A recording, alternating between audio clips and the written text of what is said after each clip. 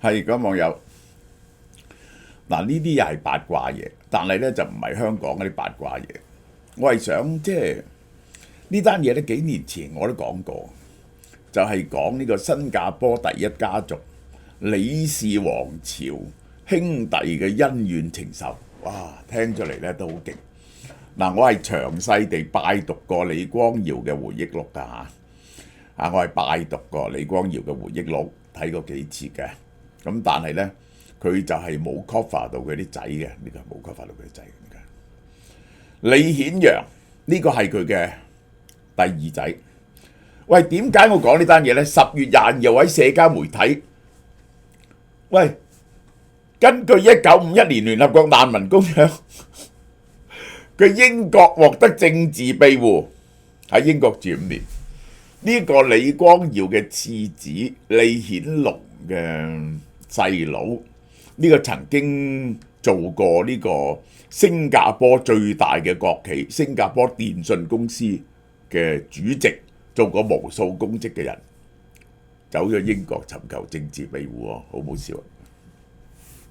好啦，佢寫咗呢封信啊 ，I'm a political refugee 啊，呢一個就係喺2022年 I sought asylum 尋求庇護，因為新加坡政府公開佢攻擊佢就係告佢個仔然後就用呢一個聆訊去處置佢嘅老婆然後就係用一個警方話調查佢犯法嘅嘢，搞咗好多年，呢個係咁於是英國警方英國認為佢係受到迫害嘅，呢個係嗱佢依然係新加坡嘅國民嗱。呢個點解搞到咁樣呢？佢喺2022年6月，警方就去調查佢，話佢同佢個老婆俾假口供，離開新加坡之後呢，翻去歐洲就自我流放，唔翻去啦。於是22年6月就係向英國尋求政治庇護。新加坡政府嘅話冇根據啦，話司法體系公正獨立作出決定。佢有話中國呢個新加坡嘅法庭咧對政府係非常之公信㗎。呢個李顯揚話，所有法律結論咧都係呢個經過公開調查嘅。我首先講佢受到咩迫害先。佢哋話咧，佢兩公婆翻去新加坡冇法律限制。而家咧都可以翻去。喺《衛報》嘅專訪入邊，佢咧就講話新加坡咧表面就繁榮，但係政府專制，呢個係人都知啊。即係咧，我哋去我唔敢去新加坡搞網聚，喺新加坡搞任何嘅集會，如果有任何我唔知有冇人唔生性講一啲政治嘅嘢，你就拉得㗎，你拉得㗎。嗰陣時89嗰陣時咧，嗰啲人就話89民運嗰陣時咧。話起碼嗰啲人喺北京都紮營紮咗個幾月啦。如果喺新加坡咧，你喺政府門口示威咧，5分鐘後你係俾人哋拉咗。涉及軍火貿易，新加坡政府有冇涉及軍火貿易？有嘅，但係嗰啲都係公開嘅，係咪？咩公開嘅？佢有冇同中東國家有來往咧？可能有。洗黑錢咁我就覺得即係冇乜可能。毒品貿易更加唔會啦，呢個就係。李顯揚分享嘅英國內政部信件，英國8月批准咗呢個新加坡電信首席執行官嘅庇護申請。李氏家族源於廣東客家人，同蔡英文一樣，佢嘅祖先喺太平天國之後，李文文由汕頭去新加坡發展，然後佢個仔李雲龍發大達。咁然後咧就輪到李光耀嘅爸爸咧就爛賭喎，家業中落。但係呢個李雲龍咧就好栽培啲仔咁結果咧就將佢哋就係受到最好嘅教育。李光耀係客家人佢唔識得講普通話嘅，後來先學翻嘅啫。佢嘅 mother tongue 咧係英文嚟嘅，李光耀全家都係學霸嚟嘅。李氏讀書真係好叻嘅，李光耀喺劍橋畢業嘅分數之高呢，係破咗劍橋嘅紀錄嘅。李光耀係好啦，個個讀書都咁叻嘅，真係個個讀書都咁叻嘅。呢個李顯揚啊，佢呢就喺劍橋畢業，係讀2個 major， 一級榮譽，喺 Stanford 嘅碩士，然後呢就翻去。佢個仔又係教授嚟嘅，喺哈佛嘅教授嚟嘅，呢個係個個讀書都咁叻嘅，呢個係個個讀書都咁叻嘅。我真係奇怪，嗰啲尖知得咁犀利嘅，佢就一路咧就喺政府度，佢亦都翻咗去軍中服務啊。李顯龍、李顯揚都喺軍中服務，佢都做到准將，就去咗電訊做，喺政府做。佢咧就係咁嘅，佢哥哥咧就係做政府，佢咧就做國企，咁而係最大國企嘅負責人。呢個就係1959年啊，李光耀至2011年啊，實際控制新加坡政壇52年，佢一路都係呢個政府嘅資政，即係咧佢其實咧個個都要睇佢嘅。呢個係佢同佢老婆柯立芝啊，係童話故事嘅婚姻。佢老婆又係學霸，兩公婆都學霸，生啲仔女咧就完全學霸。嗱，我就話俾你聽，呢個李顯龍咧就結咗2次婚。第一次佢就個老婆咧就劍橋嘅醫生嚟嘅，結果咧就生咗一個仔一個女嚇，應該係生咗一個仔一個女。呢個仔咧係有2種病嘅，係有白化症，大家睇到啦，同埋有自閉症啊。結果咧就喺新加坡大學畢業。一個女，後來咧佢又娶咗第2個老婆，第2個老婆咧就何晶啊。又生咗2個仔嘅，生咗3個仔嘅。李顯揚咧又生咗呢個3個仔。佢呢個咧就係佢嘅大女李偉玲。嗱，李光耀先生李顯龍，然後李偉玲，然後咧就係李顯揚嘅。呢三個呢家咧就係李顯龍嗰家。呢家咧就係呢一個李顯揚嗰家。李偉玲點解咧？今年10月9號患上進行性核上麻痹病逝，享年69歲。佢都好似李光耀個樣，其實呢啲咧就似柏金遜症嘅，控制唔到，終於死亡，剛啱死咗。呢一個係李光耀2015年病逝。個爭拗係乜嘢咧？佢有嗰啲遺囑有7個版本，最後個版本咧，佢嗰間屋咧係俾2個人做遺囑執行人，一個咧就李偉揚，一個咧就李偉玲。李顯揚同李偉玲2個遺囑執行人。李偉玲死咗咧，李顯揚係唯一嘅遺囑執行人。點解佢唔俾李顯龍做遺囑執行人呢？因為李顯龍已經係總理，唔係好方便。佢另外咧就撥咗啲錢俾李顯龍，所以我諗係咁嘅，呢個就係咁嘅。咁於是咧就係要求李偉玲喺嗰度住，李顯揚咧就搬走咗。李偉玲搬走之後拆咗呢間屋。呢間屋咧係加斯禮道38號，係李光耀故居。呢間屋咧係有歷史價值嘅，因為佢係人民行動黨組黨嗰時，人民行動黨係李光耀組織嘅，開會嘅秘密會議地點，見證呢個黨嘅誕生，有重要嘅歷史意義。喺個餐廳嗰度開會嘅。李光耀生前講咗好多次，唔想佢嘅故居成為旅遊勝地，去打卡，佢認為唔好。認為咧咁樣會加重國家財政負擔，其實唔係為咗即係個財政負擔係有限嘅啫。如果佢捐出嚟就，但係佢唔想個人崇拜到呢種程度嘅，其實係呢個係好啦，故居問題咧喺2017年大爭拗，點解咧？我解釋俾大家聽先。嗰間屋嘅唯一嘅合法繼承人李偉玲就可以喺度住。李偉玲搬出咗之後咧，李顯揚就有權拆咗佢重建。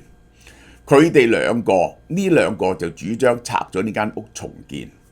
咁照計呢，就係李顯龍呢就冇權阻止啊。佢哋呢就指責李顯龍呢就用政府嘅權力去干預呢間屋，批唔批准佢拆？話呢間屋呢係有歷史價值。嗱，你知香港呢，如果有歷史文物嘅價值嘅屋，準唔準拆呢？香港有一套程序嘅，作出評估嘅。新加坡咧冇嘅，因為新加坡都冇乜古董。政府咧就隨時可以就任何屋要通過特別嘅行動去處理。李顯龍就唔想拆呢間屋，作為簡單啲嚟講，就作為對人民行動黨同佢爸爸嘅 legacy 嘅傳奇，就要保留呢間屋。咁呢兩個咧就話佢爸爸咧就話咧係要拆嘅，而且咧當然咧呢度有一啲經濟利益喺度嘅。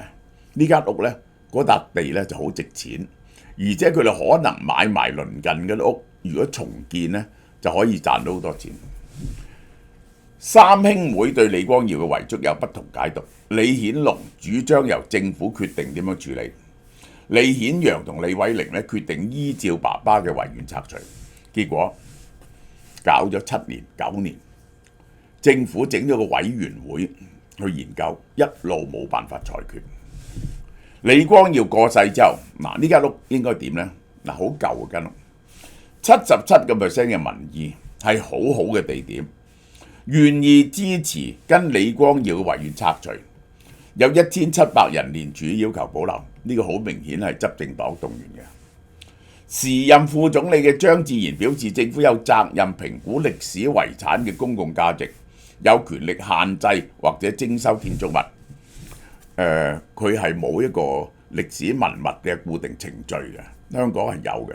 嗱，我話俾你聽，呢間屋嘅處理咧就有三種方法。第一，政府徵收咗呢間屋，即係賠錢俾呢個李顯揚，然後將佢活化改建成為呢一個博物館，俾遊客展覽打卡。一個就係拆淨個餐廳，拆定當日開會嘅遺傳落嚟，其他地方改建成為一個博物館。第三就容許佢拆除去改建，係3個方法。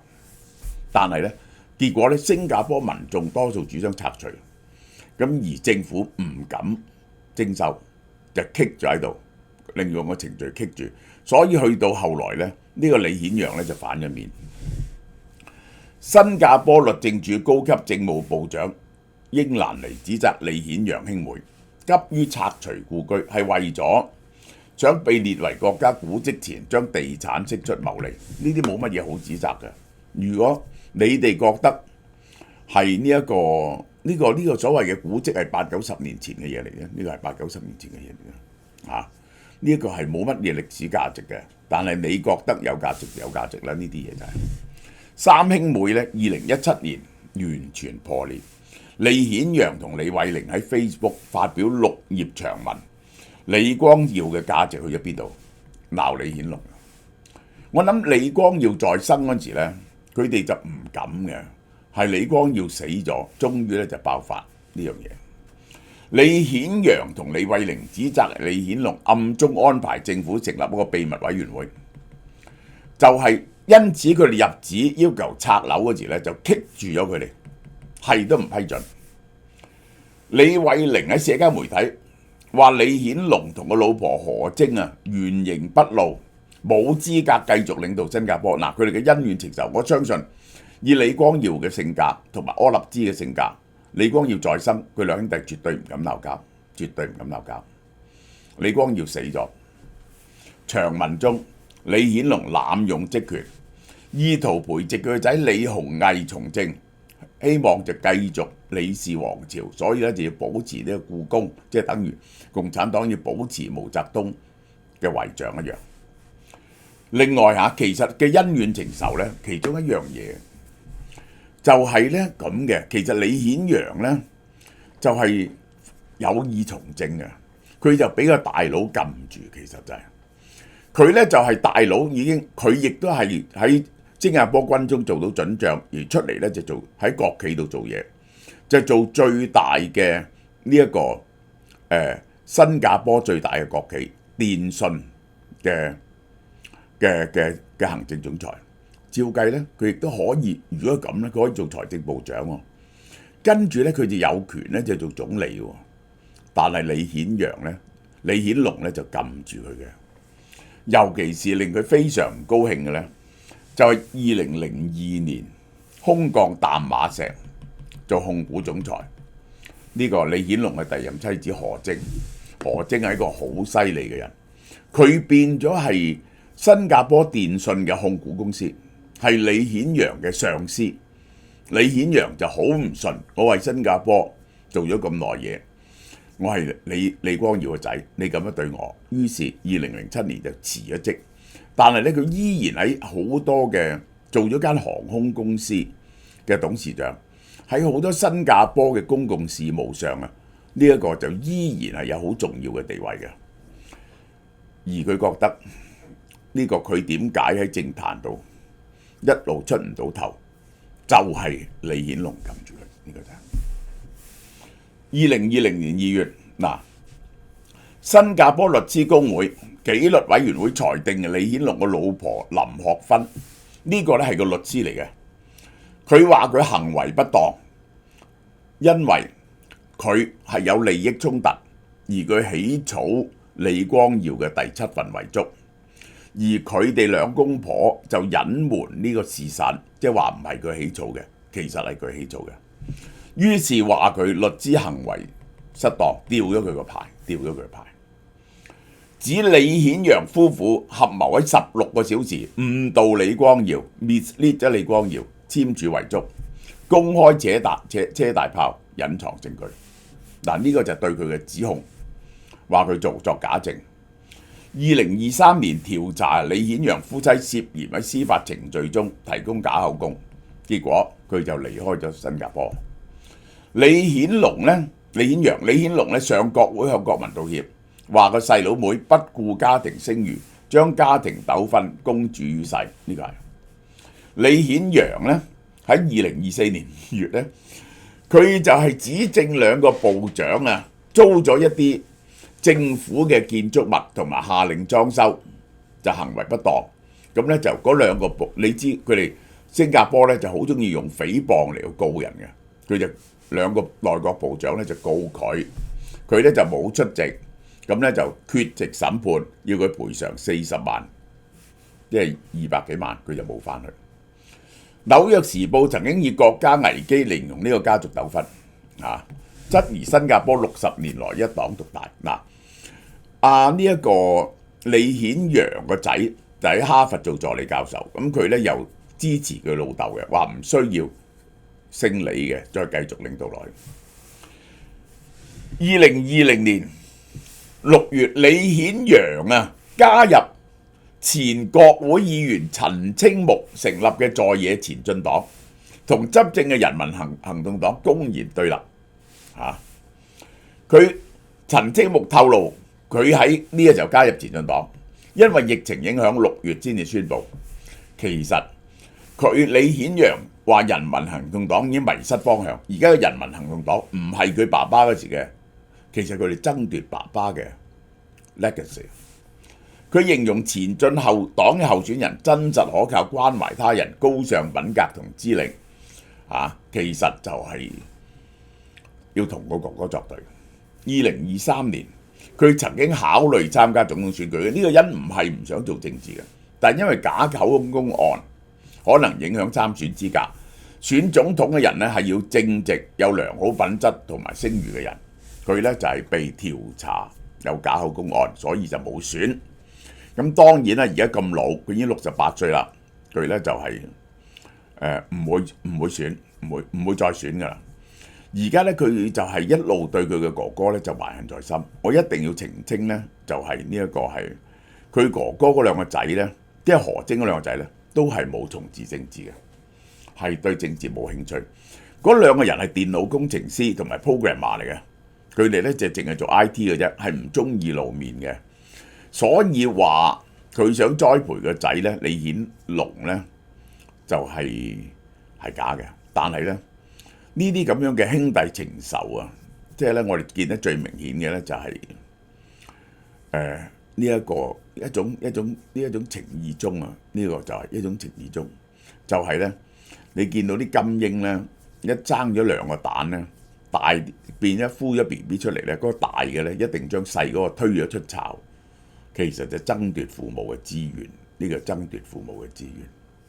李顯揚顯然係對於佢喺新加坡嘅政壇嘅遭遇係感到失望，而佢呢個人當然係第二仔嚟講，當然你要爭奪資源，同埋就係覺得嗰個哥哥係利用爸爸嘅權威就係欺壓佢，又係中用個數，其實就係咁。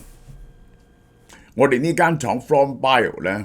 咁而家咧，我哋又引入佢一隻嘢，呢隻咧就降血糖嘅，主要成分咧，呢個血糖樂啊，呢個係我都同大家講過啦，呢個係高血糖、糖尿病係呢一個而家致死嘅4個大主要病之一。佢係含有巴拿巴葉嘅萃取物、銀杏精華同埋薑黃嘅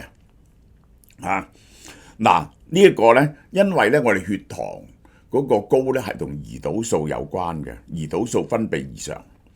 如果冇有效嘅胰島素咧，就血糖過高咁結果長期咧好慘嘅，真係心臟、腎臟、視力、隻腳都會爛嘅神經系統。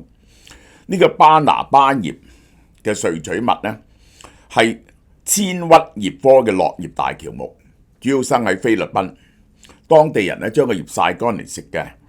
佢入邊咧有一種叫做科羅索酸，係主要嘅活性成分，係可以降血糖嘅，降血糖、降糖尿病嘅，呢個係抗血脂同埋氧化活性，呢個係降低呢一個血糖、膽固醇同三酸甘油嘅。好啦，銀杏嘅精華咧就可以改善抹哨血液流通障礙同腦血管循環，抑制血小板凝聚，防止血栓，促進血液循環。咁呢個咧就係韓國嘅呢個大藥廠 From Bio 嘅血糖樂，一盒30粒，一人一粒，150蚊。第一盒咧就係9折，第二盒7折啦。我哋啲嘢永遠嗰啲呢間廠嘅 quality 咧永遠好，而個價錢咧平過晒出邊嗰啲。